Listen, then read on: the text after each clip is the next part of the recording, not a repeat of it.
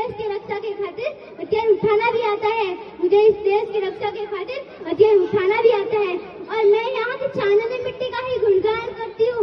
मुझे चिंता नहीं है सिर्फ जाकर मोक्ष पाने की, बस तिरंगा और कफन मेरा यही अरमान रखती हूँ। बस तिरंगा और कफन मेरा यही अरमान रखती हूँ। परम सम्मानीय मुख्य अतिथि महोदय, देवता तुल्य समस्त गुरुजनों और माता पिता तुल्य समस्त ग्रामवासियों, आप सभी को स्वतंत्रता दिवस की हार्दिक शुभकामनाएं। मैं वंदना चौधरी, छात्रा देवांगन पब्लिक स्कूल अनादरा से आप सभी के समक्ष इस शुभ अवसर पर अपने विचार साझा करना चाहूंगी कि मैं नहीं मानती राष्ट्रगान के 52 सेकंड सिर्फ खड़े होकर वंदे मातरम और भारत माता की जोरों जोरों से नारे लगाना ही देशभक्ति है। क्योंकि महोदय, ये वो स्थिति है जहाँ नीति, नियम और नैतिकता जैसे मूल्यों की धज्जियां उड़ाते लोग मुझे नजर आते हैं। यह वो स्थिति है जहाँ सत्य, अहिंसा, सदाचार, सादगी और स्नेह जैसे मूल्यों के कौड़ियों के भाव में बिकते लोग मुझे नजर आते हैं। यह वो स्थिति है जहाँ आज का युवा फेसबुक, इंस्टाग्राम, व्हाट्सएप जैसे सोशल नेटवर्किंग साइट पर चैटिंग, डेटिंग और चैटिंग के मायाजाल में फंसा नजर आता है। अरे मुझे तकलीफ तो तब होती है जब आज का यह युवा, जिसके कंधों पर जिम्मेदारी है राष्ट्र निर्माण और देश की आशाओं को जोड़ रखने की, वही युवा मुझे रील इंस्टॉल करने में डूबा और शराब की लत में भीगा नजर आता है। आज हम उस आजाद मुल्क की उड़ती हुई जवानी है जिस देश के वीरों ने अपने लहू से इस देश की आजादी की इबादत की थी। आज हम जो खुली हवा में सांस ले रहे हैं, हम मुफ्त में नहीं मिली, इसके लिए एक बहुत बड़ी कीमत चुकाई है। कि शहीदों की चिताओं पर लगेंगे हर बरस मेले, वतन पर मरने वालों का यही बाकी निशा होगा।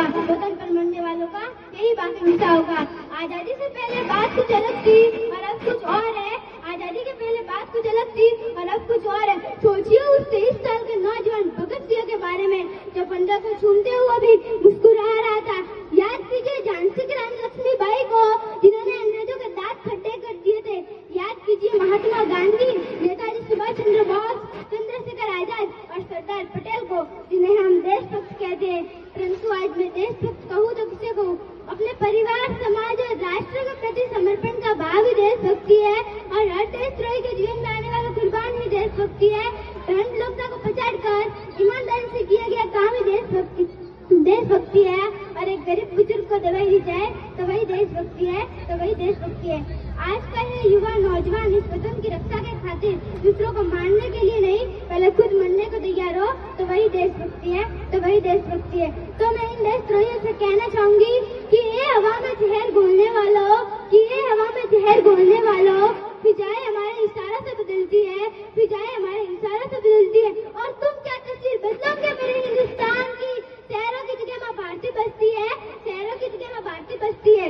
और अगर मैं यहाँ बात महिलाओं की करूँ तो महिलाओं को आरक्षित नहीं बल्कि संरक्षित करने की जरूरत है। क्योंकि कन्या भ्रूण हत्या, दहेज प्रथा, बाल विवाह, आटा साटा प्रथा, यौन शोषण और बलात्कार जैसी बढ़ती नजर आ रही है। तो मैं नारी सशक्तिकरण के बारे में कुछ पंक्तियां अदा करना चाहूंगी। गंगा मिलाने आई हूँ। एक माँ बनकर हर दर्द को सहेजना आता है, और एक बहन, बेटी या पत्नी बनकर हर गम को छुपाना आता है, और रसोई में केवल बेलन नहीं साहब, मुझे इस वतन की रक्षा के खातिर हथियार उठाना भी आता है। और भूल मत करना सिर्फ मुझे पापा की परी समझने की, मैं रानी लक्ष्मीबाई हूँ।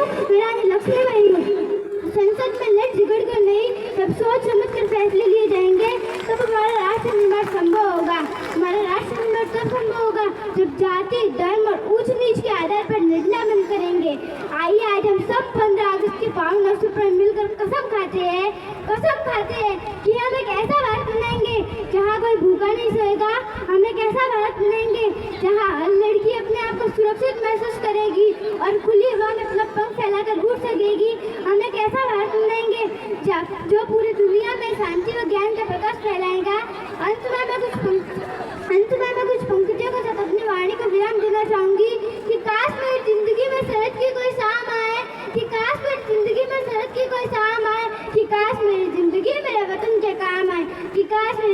मेरे वतन के काम आए, न खौफ है मौत का, न आरज़ू है जन्नत की, बस जब कभी जिक्र हो शहीदों का तो उनमें मेरा भी एक नाम आए, जब कोई पूछे मेरे बारे में तो मेरी ये पहचान लिख देना कि उठा है झंडा तिरंगा सीने पर हिंदुस्तान लिख देना, कि उठा है झंडा तिरंगा सीने पर हिंदुस्तान लिख देना। और जब कोई पूछे ये पागल कौन थी, कौन